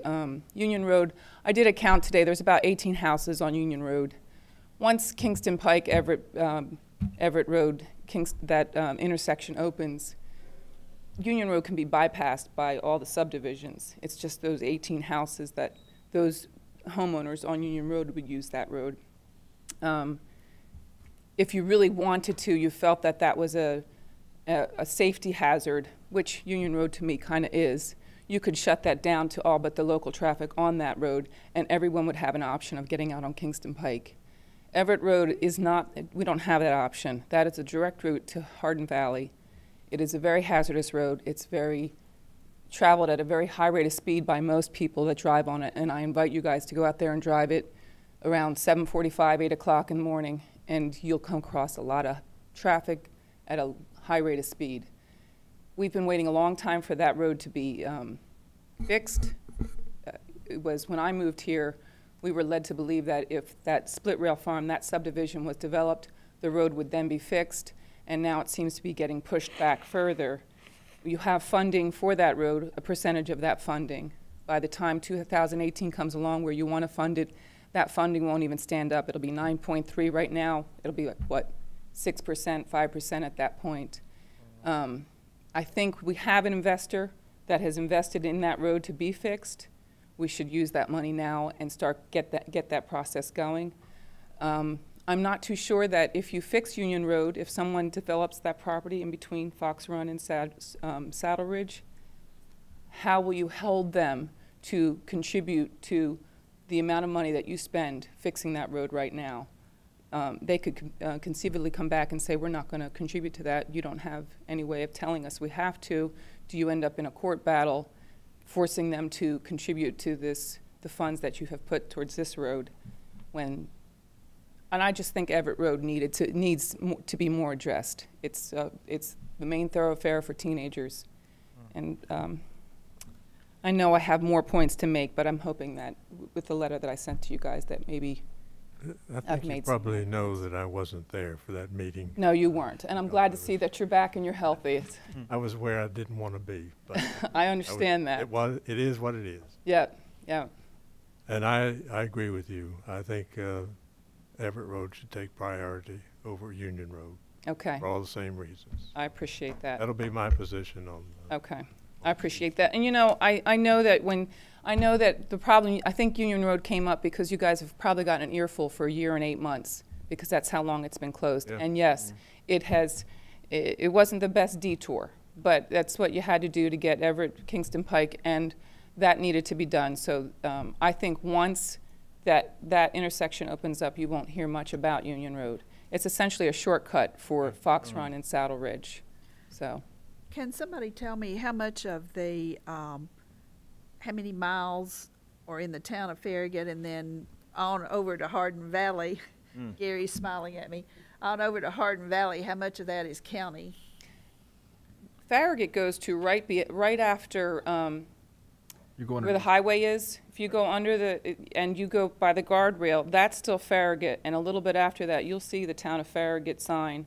Do we So have- it's beyond the Are highway. we north of the interstate, Gary, at all? Yeah. We have, Yeah, we we go have a under- little bit we north go of- under We have a little bit. Probably about 200 yards north. I can't. Actually, we go to the right of way of the interstate, and because of the terrain, it actually extends beyond much farther than normal when you look at the Okay. the 'Cause it northern kinda rides boundary up. of the interstate right of way, because that's our northern boundary in that area. Although we can't do anything about the improvements in Knox County, I can't agree with you more. I think what happened here is prior to the rezoning that happened to Saddle Ridge and Fox Run years ago with Hardin Valley, which has really turned out to be a great thing. Great things about HVA. And I think that this was kind of the priority that had been put in place, and correct me if I'm wrong from the board mayor and all, but this was kind of something that had been in a hierarchy for a number of years, but I think Hardin Valley changed those things. So even though we can't do anything about Knox County, I do think this makes a tremendous amount of sense to change the priority of Everett Road to a higher priority than Union Road. And quite frankly, personally, I can't really see that the time's going to come anytime soon. I'm sure that the folks that own the property, the undeveloped property, will come back to the board and say, hey, we want you to do this. But a lot of this is because they don't want to pay for it. Mm-hmm. The reality is the number of cars that use Everett Road are greater than they were before Hardin Valley was rezoned. Mm-hmm. Even though Union Road, which I use quite a bit because I live and work right here, and especially in West Farragut, it is a challenge today, just because there's a lot of traffic on it. But we are so close. The light is right at the end of the tunnel to get the bridge open. Matter of fact, in the last couple of days, I wanted to call the contractor, who's a friend of mine, and say, you guys need to be over there working on it. Yes. I said, all you got to do is put a little bit of asphalt down and get those lights working, and you can open that bridge up and we're ready. get the lights, and it'll be wonderful. Yeah. And so I guess personally, I'd like to see the priority changed and Everett Road put at a higher priority than Union Road. And I appreciate that. And I understand that this is going to be a long project, and you're probably going to have to do it in several different stages. I think most people appreciate that. It's just, we have limited funds, and certainly no one's asking us to go into debt to do it. But you get one part done, and it's like a domino effect. Eventually, it gets on and you guys will be working to get the next one. I know that from Union to Smith is pretty bad too. But the Smith and Split Rail, I certainly could see how that gets developed first. And that is, when I was driving that today, I noticed there's a lot more ditches from Split Rail to Smith. It's all hazardous, but I appreciate. But it's a step in the right direction, and hopefully it'll build some momentum, and it might build some momentum with Knox County. County. And granted, there's a lot of miles between the interstate and Hardin Valley with Yarnell and I'm just trying to think Buttermilk and then back. I mean, it's all those roads are. But nevertheless, maybe we'll create a little bit of excitement, and Knox County will say, okay, maybe we'll put a little bit of money towards this too, because at the end of the day, anything that makes it safer. We still, especially when you have, I know, Ron, you getting teenagers that are having to drive those roads. And I'm an adult. I've been driving for a lot of years, not quite 30 years, but I'm getting close. I don't even like riding those roads. No, and so, and especially if you try to add some pedestrians or bicyclists on it, it's a real challenge. So I'd really like to see Everett Road improved. Well, and I appreciate. Are you talking with Knox County? I'm not. This is, you know, I'm venturing into this as a mom who has a kid who's learning how to drive, who gets distracted by shiny things. So I just am thinking, oh, this road just makes me very nervous. So this is my first venture into it.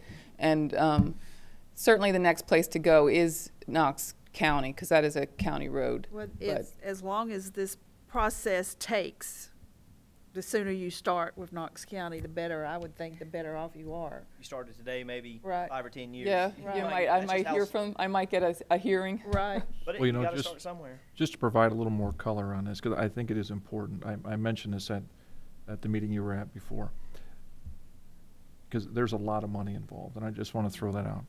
You know, our estimated cost of redoing Everett Road from Union to Smith is $1.5 million.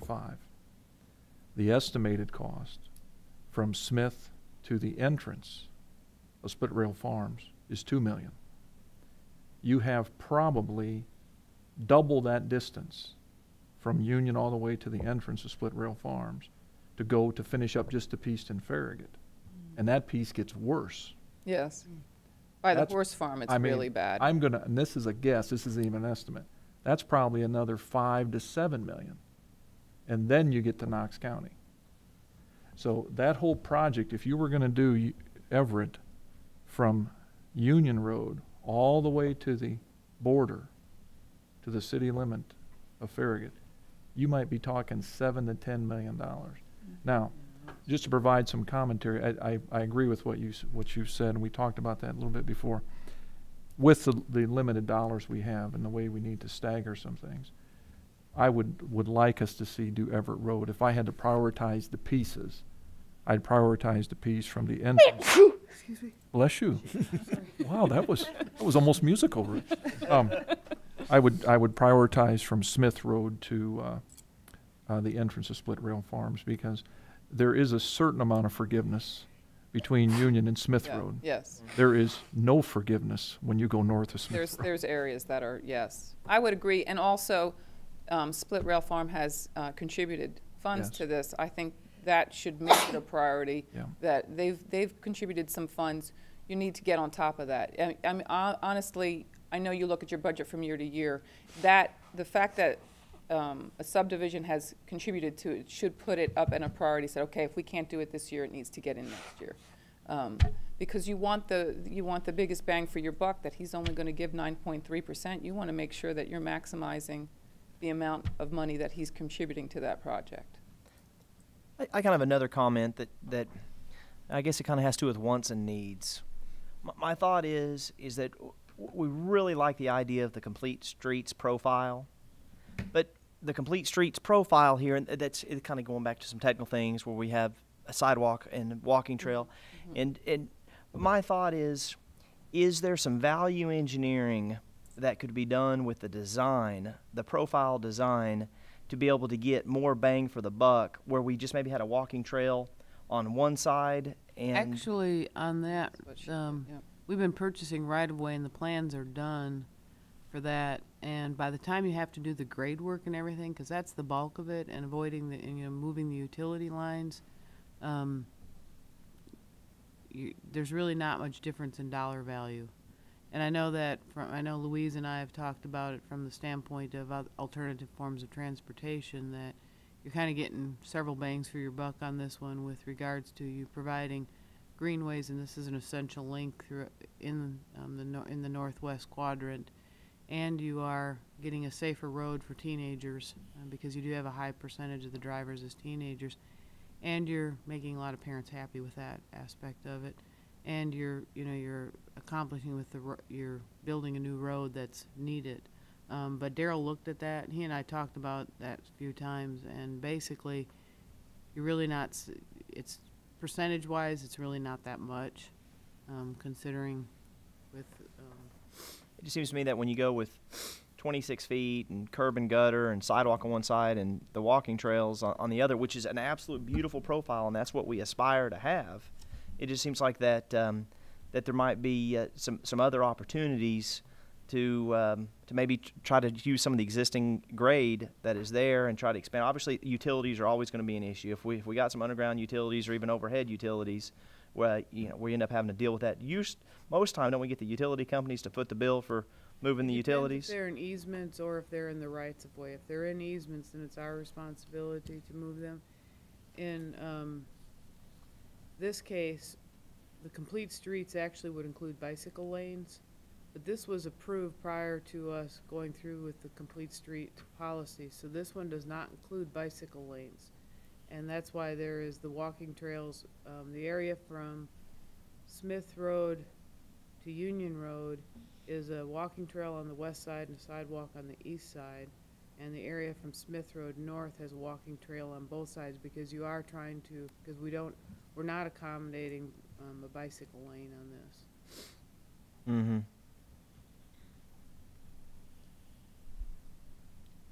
Any other questions or comments? Thank you. Thank you. I appreciate you guys hearing me out.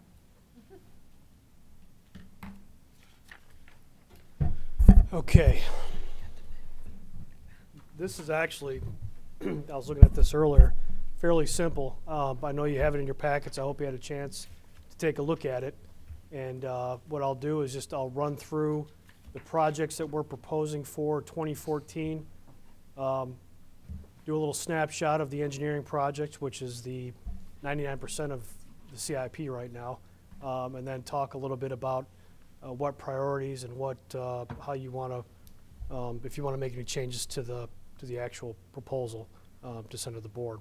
So what I guess what we're looking for tonight is a recommendation from this body to the Board of Mayor and Aldermen on a capital investment plan for 2014.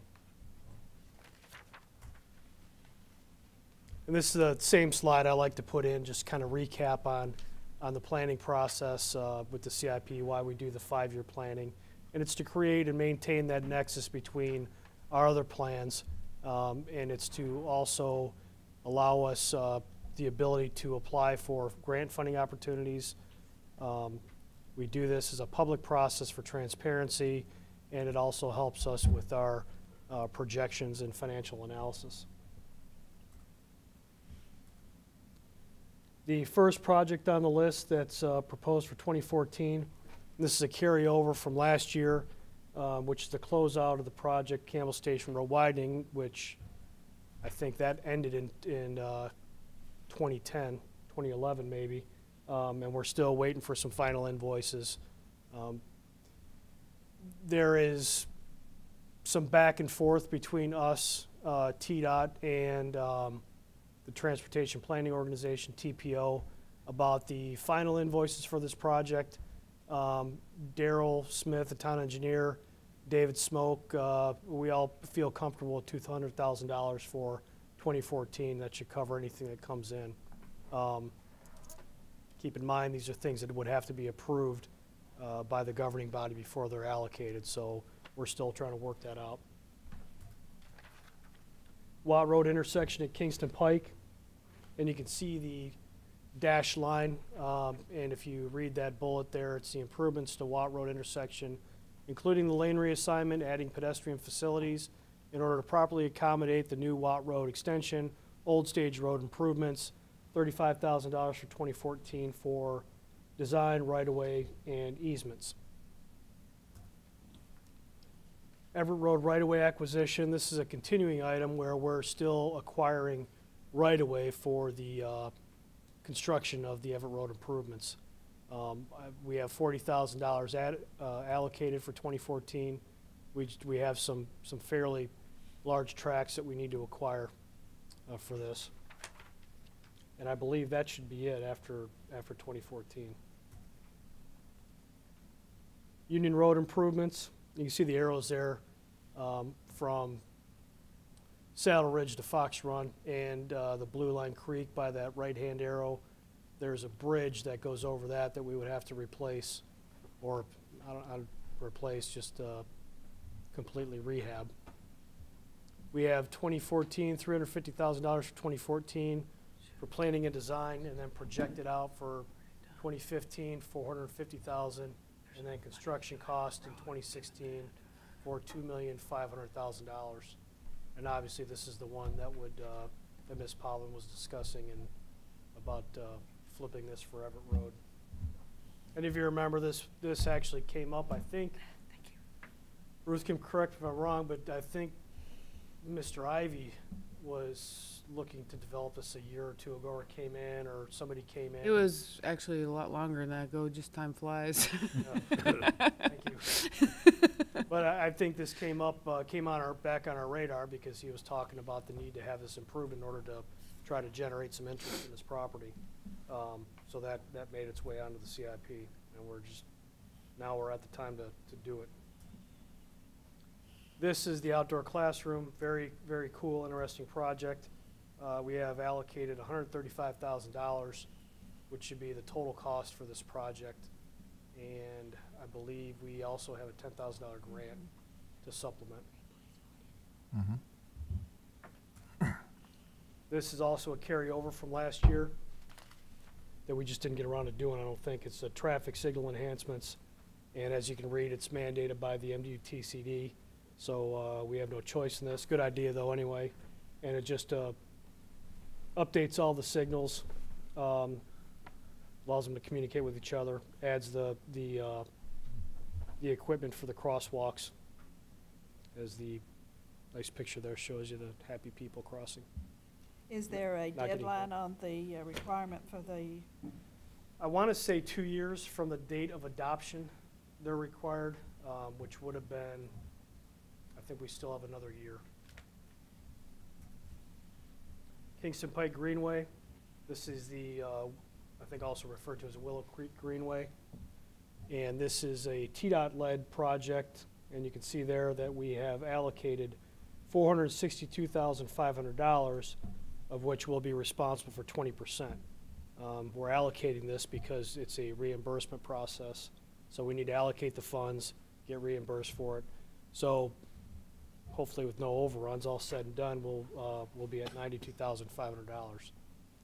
And then we have for fiscal year 2015, $140,000 for construction. This is a $100,000 that I think we're going to continue to budget for pedestrian connections. And as the picture shows there, that's not Farragut. I just pulled that off. Thank you. Where's that bill? That's just a great illustration of why we need to complete the connections. The building is close to the road. I don't think that was the concept. So we have, I know Ruth and Sue and Daryl and some other folks have been doing the analysis on prioritizing the connections. I think we're going to probably in the next few months step this up and get something down where we're going to actually have something we can chew on and make a decision on where those priorities are going to be. We have a continuing $1 million allocation into land acquisition. This is used obviously for the purchase of any property for parks, can be used for right-of-way acquisition. The Russell House on the corner of Campbell Station and Kingston Pike has been in discussion with the town for the past 3 years. So this is that line item that we have in there for various acquisition of property for the town. This is the one Parks and Recreation project we have proposed in this year's budget, $75,000 for fencing at the 3 of the ball fields. I think there are 2 at Anchor that need to be done, and 1 at Mayor Bob. I might have that backwards, but I asked Sue the other day how many were going to be done, and she just said we're going to stretch $75,000 as much as we can on the replacement of that. Because I guess the chain link, as you can see, those are pictures from the parks. They're in pretty bad shape. And here's a snapshot. Total engineering projects, $1,482,500. Large portion of that is funded through federal road grant funding, the STP funding. $1 million for land acquisition, and then $75,000 for the park project. Typically transfer in. I think this year, $2 million. I can't remember what we did last year, but I think it's projected that we are going to continue to decrease that transfer in. But I think we rolled it out $2 million down the line. for this from 2014 to 2018. And here you can see the actual 5-year CIP for engineering. I'll just let that soak in a little bit for anybody looking at home. Also, this is on our website too. For anybody who wants to pull us down from our website, they can go to. It's under my section under administration, and I'll post it in a couple other areas where folks can pull this down and take a look at it. It'll also be on YouTube. And here's the parks. I wasn't at the meeting. I was at a conference last week, so I wasn't at the meeting with the discussion with the board. From what David told me, there was some discussion about McPhee Park. Yeah. Some of the phases on McPhee Park came up as possibly being pushed forward. Everett Road was obviously a discussion. Gary, I can add to that too. I was the one that made the comments, if you don't mind. You know, I'm making some assumptions here, but I'm going to bring this all together. Forgive me. You know, we're looking at as a town, and we don't have a vote's not been taken. So, the assumption I'm making is that in the near future we can have a motel hotel tax passed. A rough, and this is a swag, should bring in $500,000 plus a year. There's been a lot of talk about a community center in our community. That's a big ticket item. You know, that's depending on what we all put in it and how we do it, that's a $10 to $20 million item. I look at McPhee Park as being an outdoor community center for our town. If I assume we're going to get additional revenue from a hotel motel tax, what I would like to see us consider doing is, I really like the idea of building up the land acquisition fund, which you see in there. What I would suggest, however, is that we build it up just a little slower than what is proposed, take those dollars and move them over into the McPhee Park line, and let's get that thing moving. You know, that is a large piece of property. It has great potential, not only to bring value to the people that live here, but to bring value to the people that will come here. And for outdoor events, tournaments, I just see that as being a true jewel of our community. So what I'd like to see us do is again, take some of those dollars that we're looking to put into the land acquisition fund, not all of them, some of them. And then as we get the hotel motel tax, dedicate that income to the land acquisition fund. But let's take some of those dollars sooner than later and let's get moving on McPhee Park. I just see that as being such a crown jewel of our community, and I just hate to see us get it stretched out as long as what we have proposed. The Everett Road and everything, I had that written down too, but I agree with what we've already talked about. But those are just two items I'd like us to give a consideration to. The mayor didn't hear me make those comments. We had two of the board members that were here. But again, I look at McPhee Park as being the outdoor community center and something that'll bring great value to our town. So I'll leave you with that thought. Thank you, Gary. Photo you have up here, and I'm hoping it's on your screens in front of you. This is the actual master plan for McPhee Park we did last year, all phases. So we already have phase 1 and 2, 3, and 3B, 4, and 5 are all the passive recreation, the addition of the Frisbee golf, the trail system, and the expansion over into this area here. I don't know exactly what that is. I can't remember what Sue told me.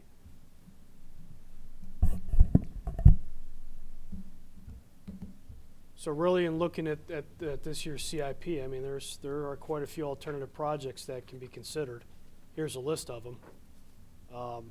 They're not in our CIP at this time at all in any years. The Everett Road, which Ms. Pavlin discussed about the dedication or the contribution from the future developers, I don't think we have any agreement yet with them, but I want to say that that is not looking to take place until, let's see, I know we have it in here.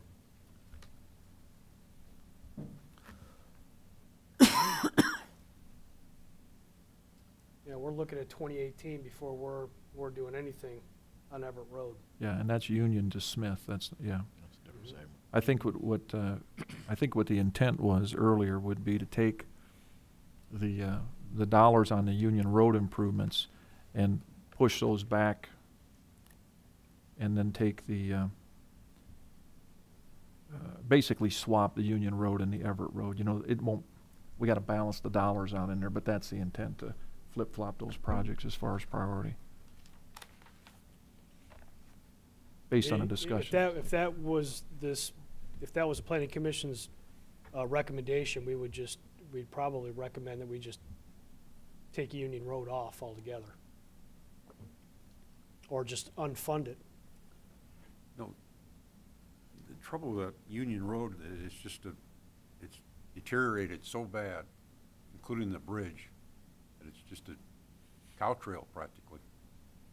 No. That's how it started, isn't it? Huh? Isn't that how it started? Yeah, well, I mean, but it was improved sometime. Yeah. But, no, it's, that's not to say that, and I agree that Everett Road is, should be a priority, but I don't know how you get by not doing anything with Union Road. Well, I don't know if I would take Union off the No, list. I don't know whether just it's a push it capital back. investment project. It's probably just a maintenance project, a big one.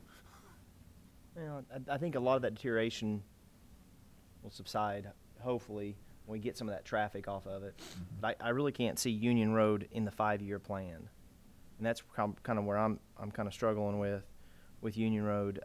I could definitely see Everett Road being bumped up. And I think Union Road's out there. And I think the timing will be such that the developer will approach us with a similar proposal than what Split Rail Farm did, and then we'll have some other dollars to work with, and then we can kind of evaluate at that point. But being that they're going to be the ones that's going to generate the majority of the traffic. Now I'm talking post Everett Road Bridge opening traffic, not today, because there's a lot of traffic there today. Yeah. But prior to the bridge and post to the bridge construction, I think that traffic will kind of go back to normal, because pretty much if you lived in Saddle Ridge or Fox Run, you avoided it, because it's not any fun to meet a car on Union Road. So I can't really see Union Road being funded in 5 years. And I'd like to echo what Ron said with the land acquisition. Well, we have what, $2 million in there today, and we're proposing, or maybe 1.9 today. We want to put another $1 million in there. Is that kind of where we are? Yeah. I can't see a real big purpose in growing that fund as aggressively is what we're proposing here. Granted, we like to have the money aside in the event that something's available. Personally, I think the Russell House would be something less than $2 million. And if we paid $2 million, I think we're overpaying for it.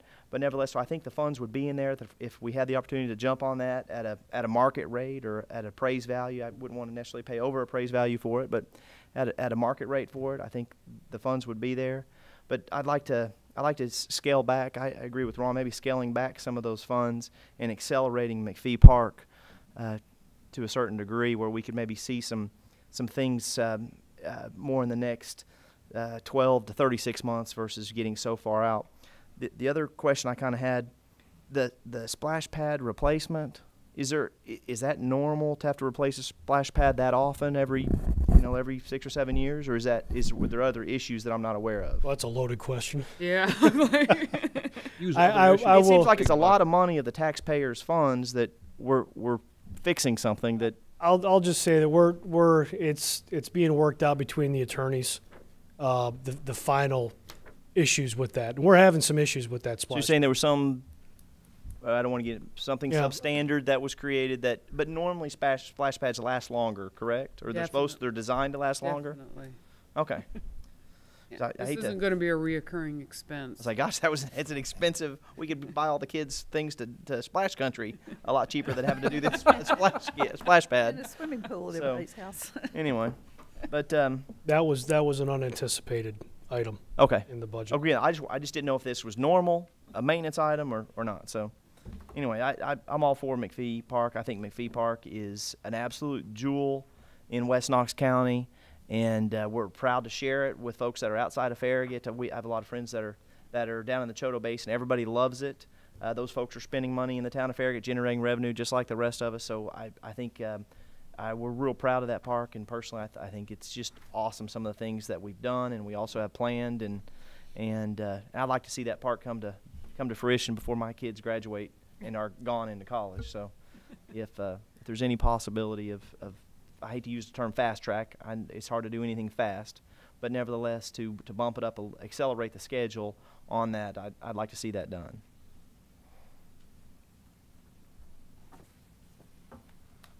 I'd like to make a comment just while I got quiet because Ed Whiting made a comment about the bridge with Fox Run, that's near Fox Run on Union Road. Although it is very narrow, we did have it inspected a few years back, and unless something substantially has changed, which I really don't believe that that is the case, it's actually a very structurally sound bridge. It's just narrow. So just wanted to make that the bridge itself is a good bridge, it's just a little good bridge. Just a skinny bridge. Yeah. One-lane bridge. Pretty much a one-lane bridge. For those Yeah. cows. Well, I guess that, you know, with that portion of Union Road that, you know, we talked about improving Union Road up from Everett Road on up to Rigby Chapel too, and that, you know, that's something else again. But that's a passable road. There's other places not passable roads. Put more traffic on. We're entertaining a motion tonight, is that correct? I would request that I know it's tough to put the numbers aside because it all comes down to numbers, but think of this in terms of projects, on what projects that you want to see the town fund by priority. And if it's in line with what we have proposed, we can keep it that way and you can move stuff, but I don't want you to get hung up on the numbers because we need that direction. We need the project direction more than we need the funding direction. You know, the board will have to decide on the funding. So I would just ask that yes, we would need a motion for a recommendation. I've been writing down what y'all been saying. I started to ask if just you're to getting this, Gary. I'm hoping Pam's back there recording everything, and thank you for writing that down. Basically, it's to reduce money for Union Road and put Everett Road in that priority position. To reduce money into land But acquisition. you're gonna bring forward the other segment, split rail, right? Everett. Everett Road, not Union. Yeah, well, depending on how the money works, because if you look at the dollar amounts of Union Road, you could possibly do the section from Union Road all the way up to Split Rail. But like Gary said, that's more of a dollar aspect of it, but in essence, that Everett Road would become the priority over Union Road, and that the reducing the money into the land acquisition fund and increase the priority of McPhee Park phases. And to make it extra difficult, if you could, I don't know if you brought this up, split up Everett into priorities. What's more important, that we do from Smith to Union, or from Smith up to the Split Rail Farm? Smith to I Split Rail second that. Farm. I mean, well, even though it's not. Or the whole thing. Well, I mean, obviously the whole thing is pie in the sky for us. It's difficult to get our arms around that. But if we had to prioritize in some, phase 1, phase 2, phase 3, my personal thought would be from Smith Road to Split Rail Farm. Yeah. Phase 2 would be Smith Road to Union, Yeah. and then phase 3 would be Split Rail Farm to the interstate. Yep, I agree. Yep. Definitely. That's what I'm trying to get out with my question. Is there any possibility of getting any grants or money from somebody for any of that? For Everett? Uh-huh. No, not for Everett. And let me tell you, Daryl is good at getting money, but he's been told no on that one. Yeah. Gary, if you're looking for a motion, I'm going to throw this out as a motion, I guess. The prioritization of the projects that we've discussed tonight, the changes, is I would recommend this. Item 1 be the improvement of Everett Road from Smith to Split Rail Farms. 2 would be more money into McPhee Park. 3 would be Everett Road from Union to Smith, and 4 would be Union Road with those changes. And I certainly would not get into any debate with Noah about, I wouldn't have hurt feelings if Union was pushed off the 5-year. But based on our discussion tonight, that would be the 4 priorities I would make. Was that clear to everyone? Would you free up any money from land acquisition? Yes. Yeah, I would free up money. Yeah, my comment about land acquisition fund is mixed in there. Yeah. Do you need, I mean, would it be fair to give staff some direction to say $500,000 a year for land acquisition and versus the $1 million? Just so that way you don't come up with some number and the board member all says, well, that's not what we were thinking. We're thinking X. But it might help if you had just generically, 50% of what you proposed. Yeah, Is that still sufficient to meet the long range, land acquisition goals? I don't have a problem making a recommendation. I'd prefer not to do it until I really get my mind more around what the potential is for the hotel motel tax. Okay. But I don't think your number's going to be that far off the mark. So. Okay. Well, it kind of all depends too on land acquisitions. Is there much out there in the breeze that's being considered? I think the main reason that we're trying to build up a little bit of reserve is in anticipation of something opening up and us having a way to bankroll that.